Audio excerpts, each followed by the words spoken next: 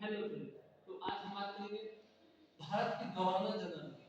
तो जैसा कि आपको पता होगा कि पहले जो गवर्नर जनरल है वो हमारे लॉर्ड विलियम बेंटिक थे और जो अंतिम होंगे लॉर्ड डलहौजी होंगे, जिनकी राज्य हड़प नीति जो सर्वाधिक प्रचलित है। तो चलिए आज हम बात करते हैं इस वीडियो में।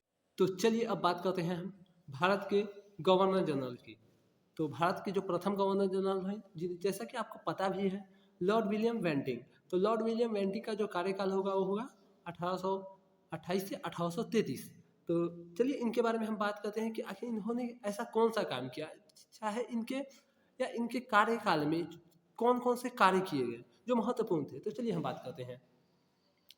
तो जैसा कि हम पहले जानेंगे कि यह भारत के प्रथम गवर्नर जनरल थे। इससे पहले जो थे ये बंगाल के गवर्नर थे और उसके बाद जो आए वो भारत के गवर्नर थे, बट ये भारत के गवर्नर जनरल थे। ठीक है, तो इसमें आप कंफ्यूज ना हो, ये अपना थॉट क्लियर रखिएगा। तो चलिए अब हम इसमें बात करते हैं। तो 1829 में अनुच्छेद 17 का प्रयोग, कौन सा अनुच्छेद? अनुच्छेद 17, उस समय का, जो आज का नहीं, उस समय का जो कुछ अनुच्छेद थे जिसके माध्यम से शासन किया जाता था, वैसे अनुच्छेद 17 का प्रयोग करते हुए लॉर्ड विलियम बेंटिक ने सती प्रथा जैसी कुप्रथा को समाप्त किया। तो इनके कार्यकाल में स्त्रियों के लिए एक बहुत महत्वपूर्ण कार्य किया गया जो था सती प्रथा जैसी कुप्रथा पर पाबंदी अर्थात उसकी समाप्ति। तो चलिए अब इसके बाद इसमें हम बात करते हैं कि आखिर और इसमें कौन कौन थे इसमें। तो यह कानून सर्वप्रथम बंगाल, जो यह कानून था जो सर्वप्रथम यह बंगाल में लागू किया गया, जिसमें राजा राम मोहन राय ने सहयोग किया था। और आपको जैसा कि पता होगा कि इसमें सहयोग करने के लिए अर्थात सती प्रथा को बंद करने के लिए जब इन्होंने प्रयास किया राजा राम मोहन राय ने, तो इनके पूरे घर को आग लगा दिया गया। तो चलिए अब हम बात करते हैं इनके आगे। तो अब है लॉर्ड विलियम बेंटिक ने कर्नल सिलीमैन के सहयोग से ठगी प्रथा, जो एक था जो आज भी चलता है, ठग लेना, किसी को किसी चीज़ का झांसा देकर उससे पैसे, उसके गहने अर्थात जमीन, ऐसे बहुत से ठगी का मतलब हुआ जैसे लूट लेना, झपट लेना, ऐसे था। तो उस समय जो था उसमें कर्नल जो थे वो सिलीमैन थे। सिलीमैन के सहयोग से ठगी प्रथा को समाप्त कर दिया। इसके बाद इसने 1830 में, किसने? लॉर्ड विलियम बेंटिक ने 1830 में बाल हत्या को गैर कानूनी घोषित कर दिया। उस समय भी बालकों की हत्या कर दी जाती थी, तो उसे गैर कानूनी घोषित कर दिया गया। और इसके बाद अंग्रेजी को शिक्षा का माध्यम 1835 में लॉर्ड मैकाले के सिफारिश पर बनाया गया। और इसके बाद 1835 में कोलकाता में सर्वप्रथम मेडिकल कॉलेज की स्थापना की गई। भारत में जो सर्वप्रथम मेडिकल कॉलेज खोले गए वो था 1835 में, वो भी कलकत्ता में इसलिए खोला गया क्योंकि उस समय जो बंगाल प्रेसिडेंसी था वो सबसे विशाल था और सबसे इसके ही अधीन महाराष्ट्र और मद्रास दोनों आते थे, इसलिए कोलकाता में ही खोला गया। और इसके बाद इसने एक बहुत बड़ी कार्य किया जो था, इसने रैयतवाड़ी व्यवस्था का सर्वाधिक विकास किया। इसने रैयतवाड़ी व्यवस्था जो कि आपका था मुंबई वाले क्षेत्र में लागू, उसका विस्तार करके इसने बंगाल, मद्रास अर्थात पूरे जहाँ तक ब्रिटिश साम्राज्य था वहाँ तक कर दिया इसने। और इसके बाद जो आएंगे वो दूसरे नंबर के गवर्नर जनरल होंगे और उनका नाम होगा चार्ल्स मेटकॉफ। और इनका जो कार्यकाल होगा 1835 से 1836, मात्र यह 1 वर्षों के लिए ही गवर्नर जनरल बने हुए थे। तो चलिए इनके बात करते हैं कि इनके कार्यकाल में कौन सी कार्य किए गए। तो इन्हें भारतीय प्रेस का मुक्तिदाता कहा जाता है, इसे भारतीय प्रेस का मुक्तिदाता कहा जाता है। तथा इसने मुगल कालीन सिक्कों को हटाकर अर्थात उस पर प्रतिबंध लगाकर इसने ईस्ट इंडिया कंपनी के नाम से सिक्के जारी किए और इसे ही वैलिड माना और उसे अनवैलिड कर दिया। और इसके बाद जो आएंगे उनका नाम होगा लॉर्ड आर्कलैंड तीसरे नंबर के गवर्नर जनरल होंगे और इनका जो कार्यकाल होगा 36 से 1842, 1836 से 1842। और इनके कार्यकाल में क्या हुआ वो भी जान लेते हैं। तो इसके कार्यकाल में शाह सूजा जो एक शासक था, रंजीत सिंह जो पंजाब के शासक थे, और अंग्रेज, इन तीनों के बीच एक त्रिदलीय संधि हुई इनके बीच। और इसके बाद जो आएंगे उनका नाम होगा चौथे नंबर के लॉर्ड एलिन बरो। इनका जो कार्यकाल होगा 1842 से 1844 तक। तो इनके शासनकाल में सिंध का विलय कर लिया गया था। लॉर्ड एलिन बरो के शासनकाल में सिंध का विलय कर लिया गया था ईस्ट इंडिया कंपनी में, जिसका श्रेय नेपियर को जाता है। नेपियर एक शासक था, नेपियर एक सेनापति था, उसको इसका श्रेय दिया गया। तो चलिए अब आगे हम बात कर। इसने एक्ट 5 के तहत वर्ष 1843 में दास प्रथा का अंत कर दिया। दास प्रथा का अंत 1843 में एक्ट 5 की, एक्ट मतलब होता है अधिनियम 5 के तहत वर्ष 1843 में दास प्रथा का अंत भी कर दिया। तथा इसके कार्यकाल में एक बहुत बड़ी घटना घटती है जो आज भी प्रचलित में है। तो चलिए अब हम बात करते हैं। तो आप नोट लगा कर लिख लीजिएगा कि इसी समय 1843 के समय में रविवार को छुट्टी की घोषणा की गई।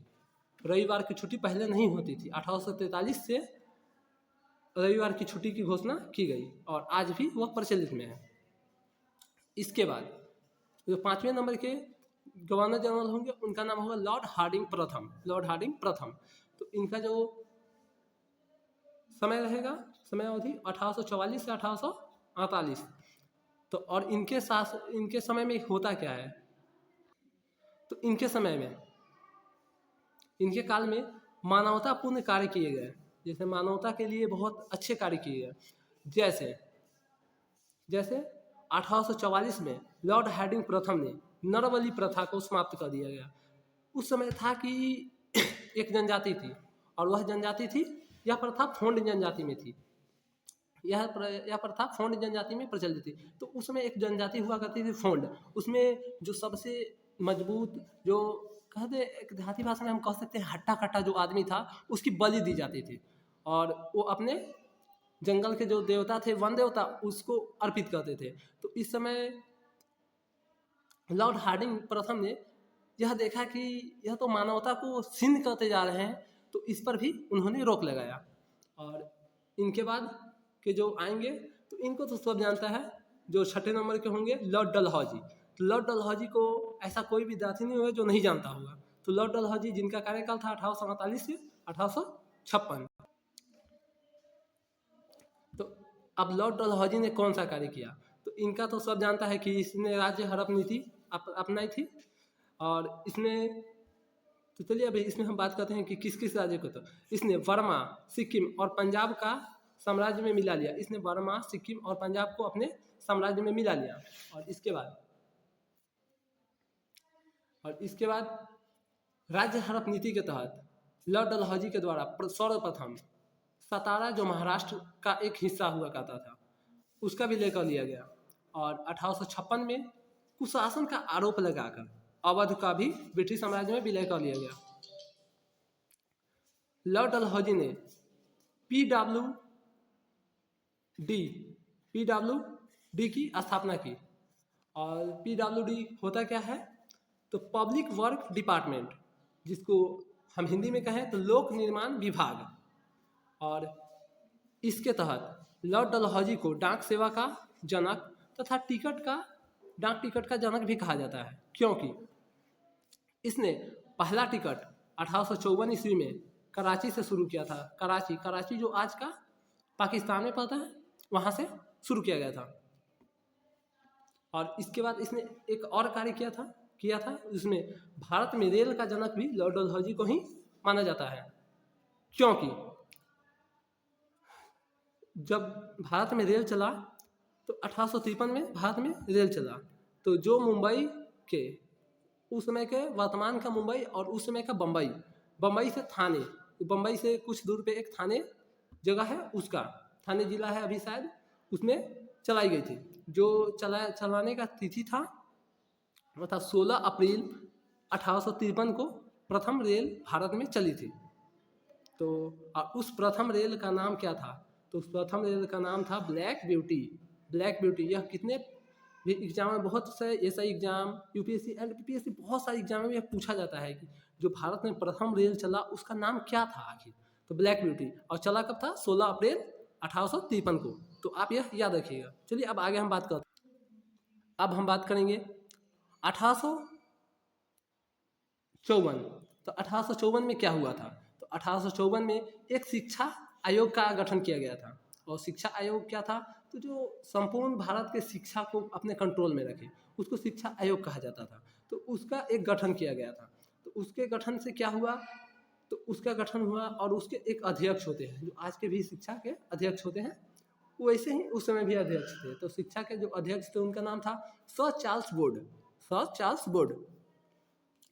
और यह क्वेश्चन एक पूछा जाता है कि भारत के शिक्षा का मैग्ना कार्टा किसे कहा जाता है? तो चलिए अब इस पर हम बात कर लेते हैं। तो वुड्स डिस्पैच यानी कि वुड्स की नीति को भारत की शिक्षा का मैग्ना कार्टा कहा जाता है। किसको? वुड्स डिस्पैच को भारत का शिक्षा की मैग्ना कार्टा कहा जाता है। और इसके बाद भारत में प्रतियोगिता परीक्षा के आधार पर नियुक्ति की व्यवस्था कर दी गई इसी समय, वुड्स डिस्पैच के बाद ही, अर्थात 1854 के बाद 1855 आप मान सकते हैं, 1855 से ही भारत में प्रतियोगिता परीक्षा की शुरुआत भी कर दी गई। और इसके बाद हम इस वीडियो में भारत के, इसमें हो गया हमारा भारत का गवर्नर जनरल हमारा हो गया। अब हम बात करेंगे नेक्स्ट वीडियो में, उसमें हम बात करेंगे भारत के वायसराय। और अभी जो पिछली वीडियो आप लोग नहीं देख पाए होंगे तो प्लेलिस्ट में उपलब्ध है। एक बंगाल का गवर्नर, इसके बाद भारत का गवर्नर और भारत का अब गवर्नर जनरल। तो आशा करते हैं कि यह वीडियो आपको पसंद आई होगी।